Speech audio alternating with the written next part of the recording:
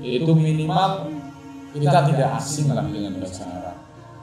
Bahkan kalau panjenengan tahu, bahasa Indonesia itu hampir 50% diambil dari bahasa Arab. Jadi kalau ada orang mengatakan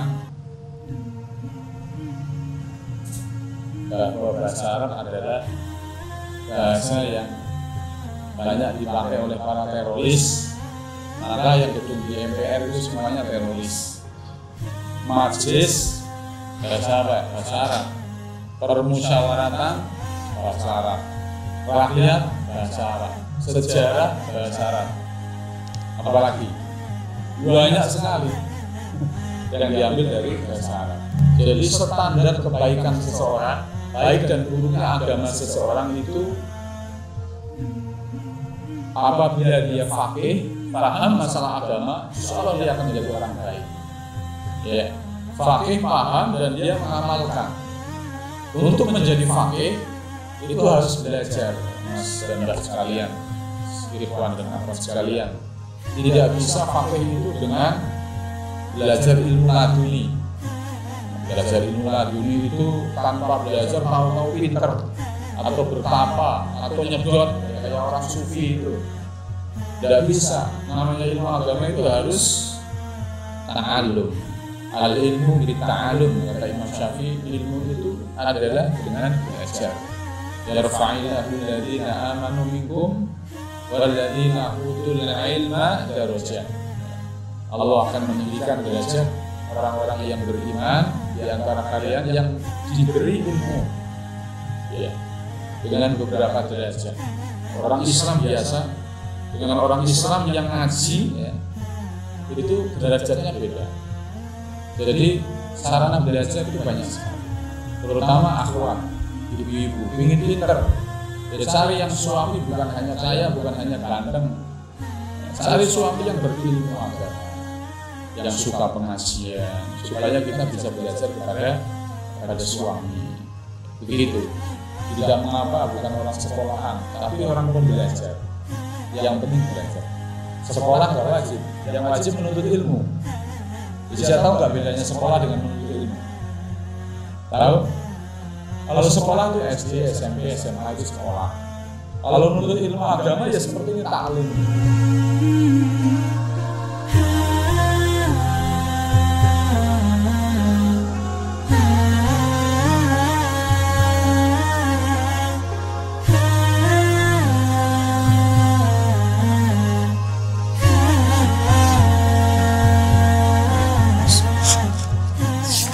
Assalamualaikum warahmatullahi wabarakatuh.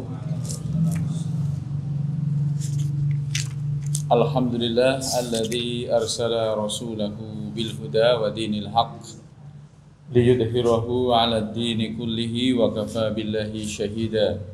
Asyhadu an la ilaha illallah wahdahu la syarika lah wa asyhadu anna Muhammadan 'abduhu wa rasuluh. Tsumma sholatu wassalamu ala Rasulillah wa ala alihi wa sahbihi wa mawalah wa la hawla wa la quwwata illa billah. Wa qad qala Allah ta'ala fil Qur'anil Karim, Rabbi shrah li sadri wa yassir li amri wahlul 'uqdatam min lisani yafqahu qawli. Wa qala aidan ya ayyuhalladzina amanu taqullaha haqqa tuqatih wa la tamutunna illa wa antum muslimun. Amma ba'du. Kepada hadirin wal hadirat, kawan-kawan sekalian, ikhwan dan akhwat rahimani wa rahimakumullah. Kita sangat bersyukur kepada Allah Ta'ala pada sore hari ini, tanggal 17 Safar 1443 Hijriah, yang bertepatan dengan tanggal 24 September 21, kita bisa berkumpul kembali ya, setelah sekian lama libur ya.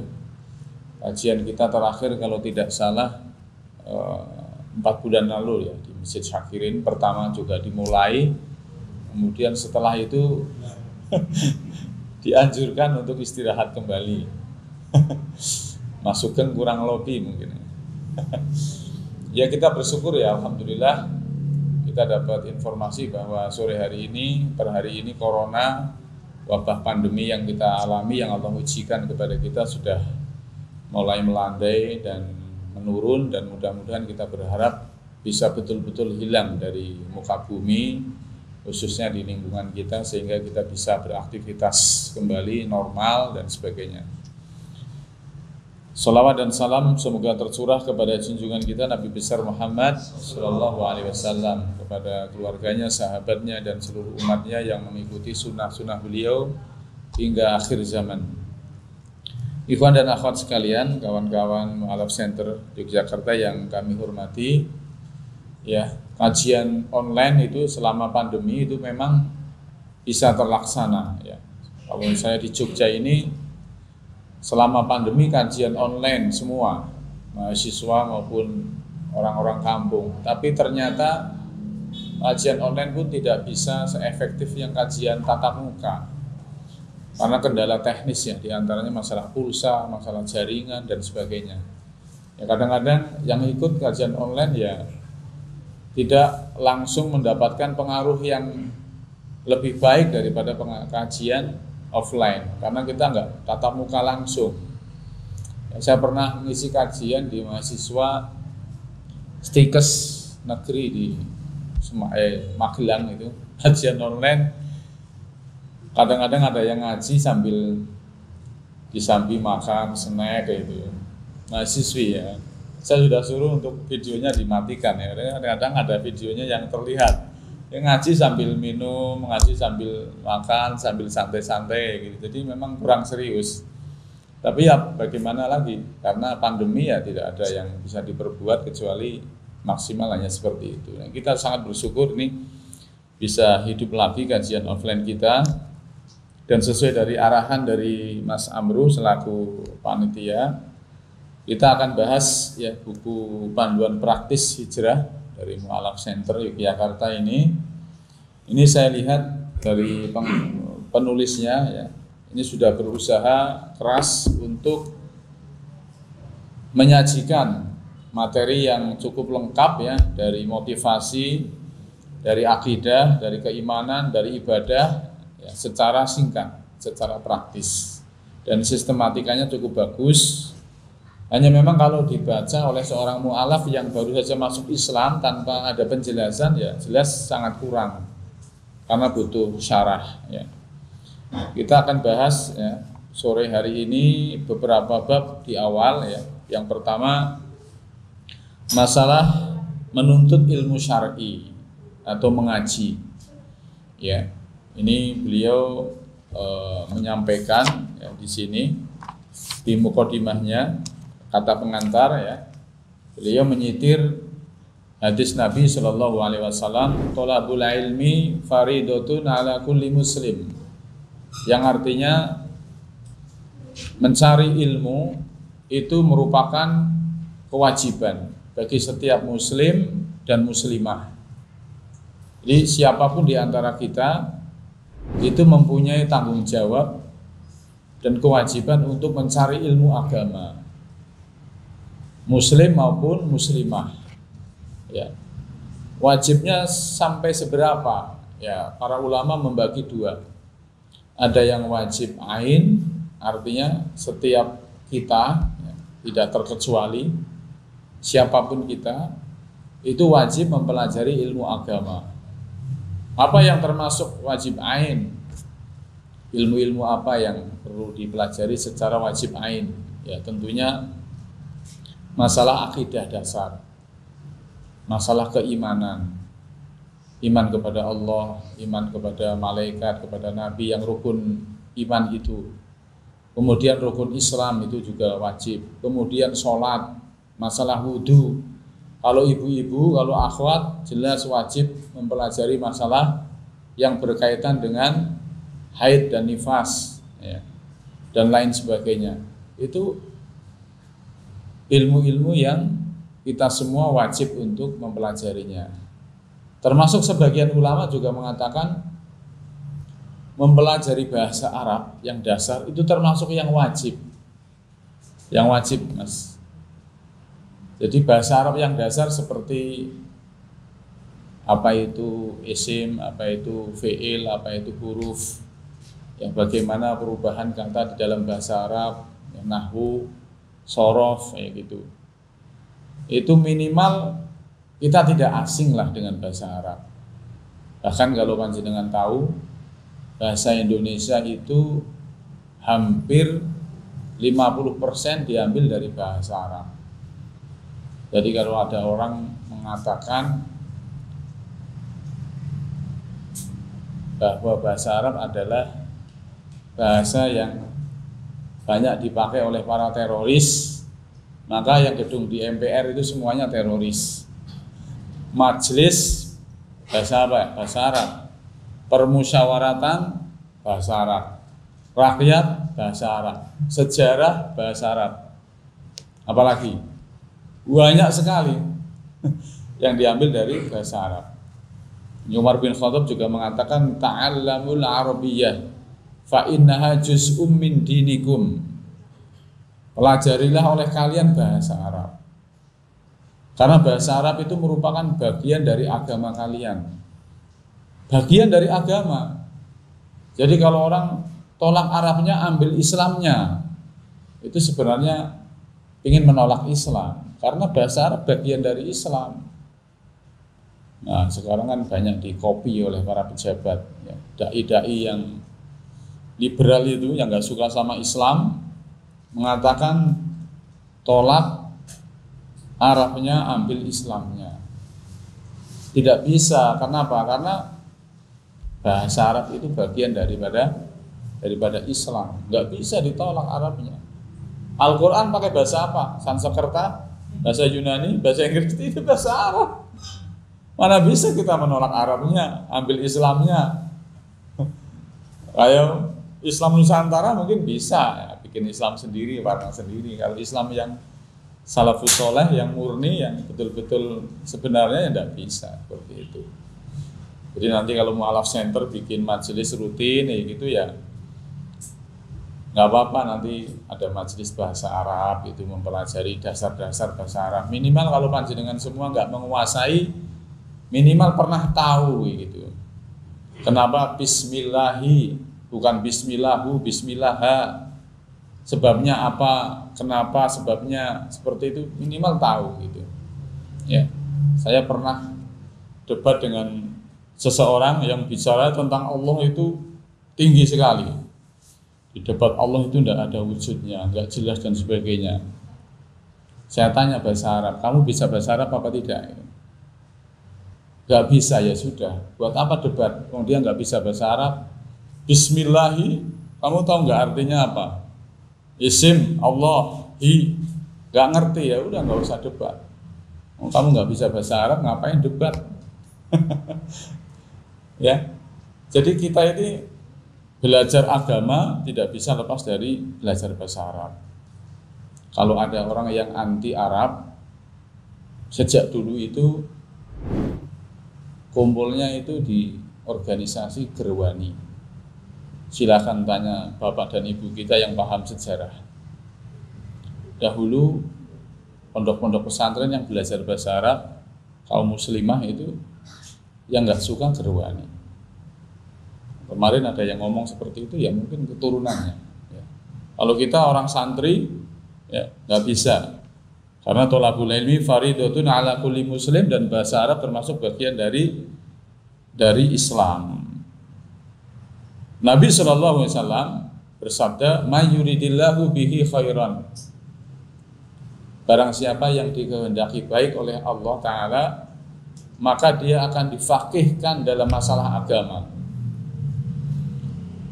Jadi standar kebaikan seseorang, baik dan buruknya agama seseorang itu apabila dia faqih, paham masalah agama, insya Allah dia akan menjadi orang baik. Ya, faqih, paham, dan dia mengamalkan. Untuk menjadi faqih itu harus belajar, Mas dan Mbak sekalian, ikhwan dan akhwat sekalian. Tidak bisa faqih itu dengan belajar ilmu laduni. Ya, belajar ilmu laduni itu tanpa belajar tahu-tahu pinter, atau bertapa, atau nyedot, ya, kayak orang sufi itu. Tidak bisa. Namanya ilmu agama itu harus ta'allum. Al ilmu bit ta'allum, kata Imam Syafi'i, ilmu itu adalah dengan belajar. Untuk menjadi pinter ya harus belajar. Ya, biar paham. Ini kebanyakan penyakit masyarakat kita. Kenapa mereka jauh dari Islam? Karena mereka jahil. Mereka nggak ngerti agama. Mereka itu jauh dari Islam itu sendiri, asing dengan ajaran Islam. Ya.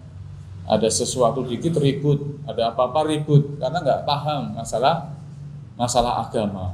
Ya. Oleh karena itu seseorang yang baik adalah dia yang paham agama. Dan orang yang belajar agama, yang paham, itu derajatnya lebih tinggi daripada orang yang sekedar beriman tapi tidak punya ilmu. Ya. Yarfa'illahu alladhina amanu minkum walladzina utul ilma darajat. Ya. Allah akan meninggikan derajat orang-orang yang beriman di antara kalian yang diberi ilmu. Ya. Dengan beberapa derajat. Orang Islam biasa dengan orang Islam yang ngaji, ya, itu derajatnya beda. Ya. Namanya orang jahil dengan orang alim pasti beda. Dan untuk menjadi alim itu harus belajar dengan berbagai sarana, ya. Bisa pengajian, bisa membaca buku, bisa bergaul dengan orang pinter, bisa bertanya, ya, bisa mencari pasangan yang alim, yang dong, kemudian kita belajar dengannya, belajar segala sesuatu yang dia tahu dan kita pun tahu, ya, seperti itu, ya. Jadi sarana belajar itu banyak sekali, terutama akhwat, ibu-ibu, pingin pinter, ya cari yang suami bukan hanya kaya, bukan hanya ganteng, ya, cari suami yang berilmu agama, yang suka pengajian, supaya kita bisa belajar kepada suami, begitu. Jadi sarananya banyak sekali. Kemudian tugas seorang yang berhijrah, ya, orang yang berhijrah itu bahasanya, orang hijrah itu macam-macam. Orang yang baru taubat, orang yang baru masuk Islam, orang yang berubah menjadi baik. Tetapi kita semua sebenarnya setiap hari butuh hijrah, ya, butuh hijrah, bukan hanya orang yang baru masuk Islam, baru bertobat saja. Bahkan saya, panjenengan semua butuh hijrah setiap hari. Karena pengertian hijrah itu selalu berusaha menjadi lebih baik. Ya, selalu berusaha menjadi lebih baik setiap hari. Dan orang yang hijrah itu butuh ilmu, butuh sarana ilmu, ya. Tidak bisa dia hijrah tanpa bimbingan ilmu. Oleh karena itu orang yang hijrah, ya, di Mu'alaf Center Yogyakarta yang baru masuk Islam, yang baru hijrah, jangan dibiarkan saja. Jangan dibiarkan. Harus di follow up, diwadahi dan dikasih wadah untuk kita semua bisa belajar. Jadi kawan-kawan sekalian, dimanapun kita berada, kita wajib belajar, ya, wajib ngaji. Dan namanya ngaji itu ya tidak apa-apa, walaupun seminggu sekali, atau 2 kali, atau sebulan 2 kali, atau sebulan minimal sekali gitu, ya, ngaji secara khusus, ya, tidak apa-apa, harus tetap diluangkan. Ya. Kalau nggak ngaji ya kita nggak bakalan pinter. Ya, kalau tambah tua jelas, betul nggak Mas Lim? Tambah tua jelas. Tapi kalau tambah alim, tambah pinter, ya tidak kalau nggak ngaji gitu. Ya. Kalau nggak ngaji, nggak belajar, nggak bakal tambah pinter. Kalau tambah tua, jelas gitu. Jadi kebutuhan kita untuk belajar agama itu fardu ain, yang dasar-dasar. Kalau yang fardu kifayah itu ya kayak mempelajari fikih secara mendalam, bahasa Arab secara mendalam, ya, belajar masalah mazhab, belajar masalah khilaf di antara para ulama, itu sudah detail, ya. Yang dimaksud faridatun ala kulli muslim di sini adalah yang dipelajari dan bisa kita amalkan, untuk kehidupan kita pribadi masing-masing. Ya. Begitu dahsyatnya pengaruh ilmu, ya, pengaruh ilmu kepada setiap pribadi. Baru tadi malam saya mendengar cerita nyata ini. Ini juga pelajaran buat kita. Ada seorang kawan ya di Surabaya. Dia mempunyai tetangga, itu membaca link yang di-share melalui grup sosial media di kampungnya. Biasanya setiap kampung ada grup WA ya gitu ya. Kemudian teman saya itu nge-share tentang hukum riba dan bekerja di bank konvensional dan perusahaan-perusahaan yang praktek riba. Nah, tetangganya teman saya ini kebetulan bekerja di sebuah bank BC titiknya. Paham kan? BC titik. Dia muslim dan dia rajin sholat di masjid. Ketika membaca itu, alangkah sangat kagetnya dia. Kaget sekali. Ternyata pekerjaan yang selama ini dia banggakan dan dia cari-cari itu menurut hukum Islam tidak boleh. Dia kaget sekali. Nah, karena dia masih punya iman dan dia sholat 5 waktu di masjid gitu ya, dan punya semangat gitu, stres dia. Berhari-hari berpikir terus.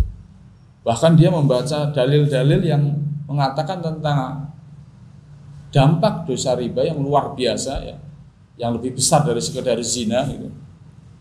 Dia begitu stres, tertekan, dan dia mohon kepada Allah solusi sampai dia nggak ke masjidnya. Malu sama Allah, pekerjaan saya seperti ini ternyata.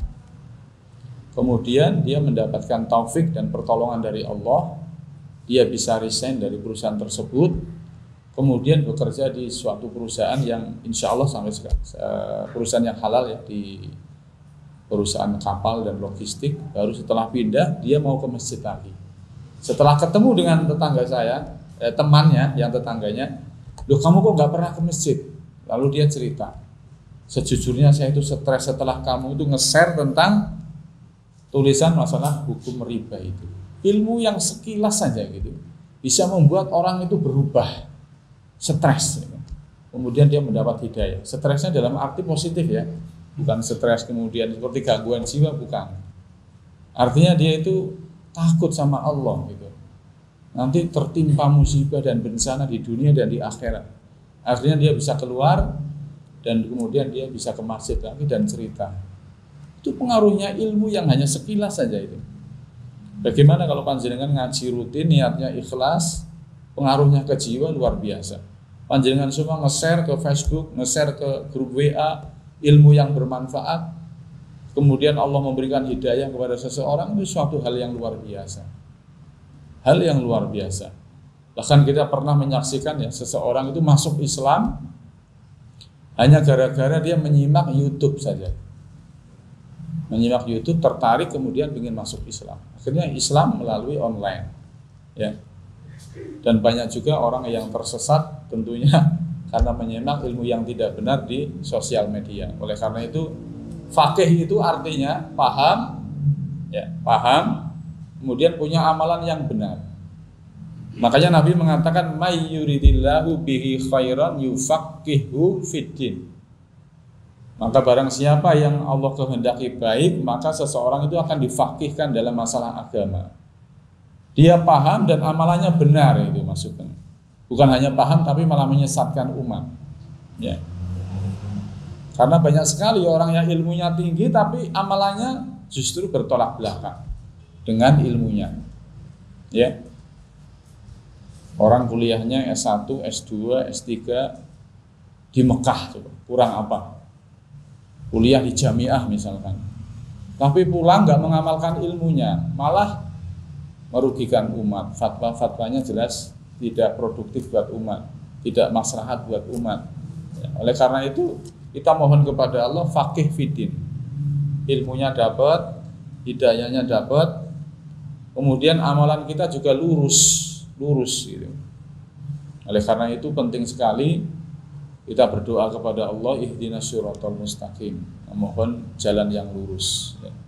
Bukan hanya sekedar tahu, tapi tidak pernah diamalkan, atau malah sebaliknya, ilmunya menjadi bencana buat kita. Banyak orang yang bergelar ya, sekolahan, depannya gelarnya banyak, belakang gelarnya banyak, tapi amalannya tidak lurus.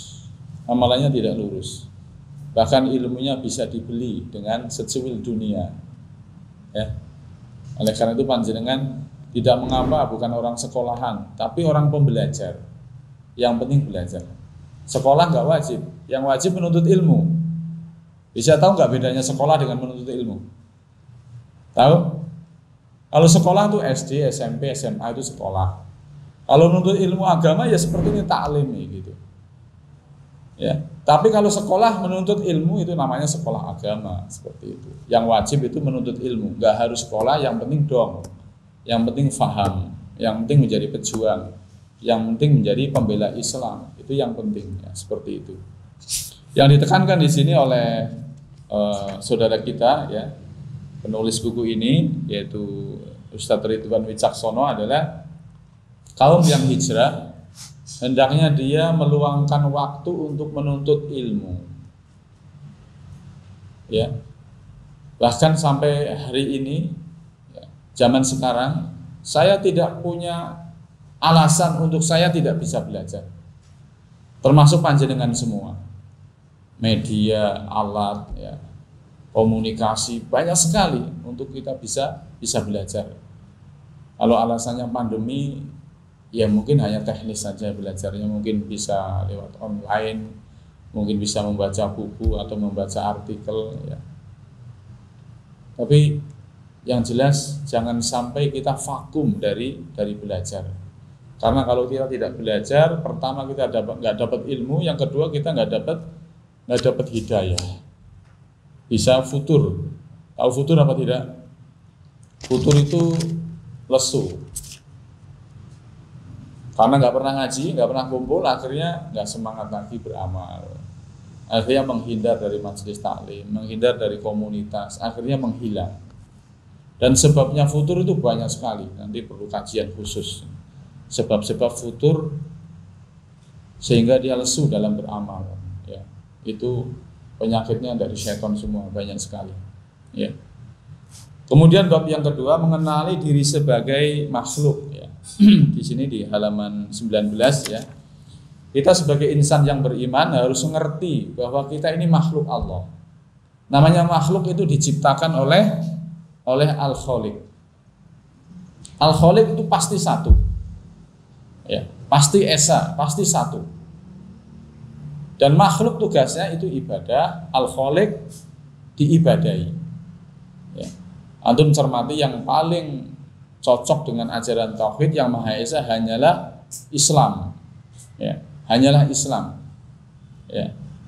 Di dalam Islam jelas, ya, dalam Quran surat Adz-Dzariyat ayat 56, wa ma khalaqtul jinna wal insa illa liya'budun. Dan tidaklah Allah ciptakan jin dan manusia melainkan untuk beribadah kepada Allah Subhanahu wa taala. Wa ma khalaqtul jinna wal insa illa liya'budun. Dan tidaklah ma di sini ma nafiyah. Allah tidak menciptakan kecuali tujuannya hanya itu ya. Wa ma khalaqtul jinna wal insa illa liya'budun. Artinya tidak ada yang lain. Seperti kalimat gini. Tidak ada apapun di hatiku kecuali hanya dirimu. Nah, kecuali. Artinya di hatinya hanya kamu gitu loh. Sama kalimat ini siaknya wa ma khalaqtul jinna wal insa illa. Allah tidak menciptakan jin dan manusia, kita manusia, melainkan untuk liya'buduni. Ya, liya'buduni kalau diurai kalimatnya li tujuan, ya'budu beribadah, ninya adalah Allah, kembali kepada Allah takdirnya. Kita itu tidak hidup di dunia, tidak diciptakan melainkan untuk beribadah kepada Allah Ta'ala. Jadi tujuan kita hidup adalah untuk beribadah. Apa itu ibadah? Ibadah itu segala sesuatu yang diridhoi dan dicintai oleh Allah Subhanahu wa taala, baik yang zahir maupun yang batin, dari berbagai macam amalan-amalan yang diperintahkan ya. Ismun jami'un, segala bentuk ya, perbuatan, perkataan yang dicintai dan diridhoi oleh Allah Ta'ala, baik yang zahir maupun yang batin, ya, itu ibadah. Ya. Kita itu beribadah ada yang zahir, ya, ada yang batin. Yang penting diperintahkan oleh Allah Ta'ala dan diridhoi, itu ibadah. Dan itu tugas kita dalam hidup di dunia ini. Lalu bagaimana orang-orang yang tidak beribadah kepada Allah? Apakah ada? Banyak, ya, ada beberapa kelompok, ya. Yang pertama saya nukilkan adalah orang-orang yang mulhidun, orang yang mengingkari akan adanya wujud Allah, mengingkari akan adanya agama, tidak butuh agama. Bahasa sekarang itu agnostik, ya. Ngertos nih mas siapa? Ayo Ustaz. Agnostik, ya, atau ateis. Hati-hati, sekarang ada partai anak-anak muda yang mengusung pemikiran ateis atau agnostik. Dan dia bangga dengan pemikiran seperti itu. Dan itu nyata menjadi suatu kekuatan politik. Makanya kalau di mereka itu ada ajaran gay, lesbi, ya, pelangi dan sebagainya, itu diperbolehkan karena memang kebebasan. Kalau agnostik ini sudah masuk, pasti pinginnya bebas, kebebasan. Bebas berpendapat, bebas berperilaku, ya, berpemikiran, berekspresi, kecuali Islam. Toleransi, semuanya ditoleransi kecuali Islam. Jadi mereka itu nggak akan konsekuen dengan prinsipnya, karena mereka akan mentolerir semuanya kecuali Islam. Udah itu aja. Agnostik. Mulhidun kalau bahasa Arabnya. Mereka lebih kufur daripada Yahud dan Nasoro, walaupun berKTP Islam. Kalau saya ditanya orang seperti itu kafir apa tidak Ustadz, itu ya pemikirannya kafir. Kalau orangnya ya kita lihat dulu, melu-melu apakah sudah meyakini, apa aktornya dan sebagainya, perlu dirinci, ya. Jangan sampai nanti orang mengatakan Ustadz itu gampang mengkafirkan orang, ya. Oh tidak, ini kita berpikir tentang pemikiran, ya.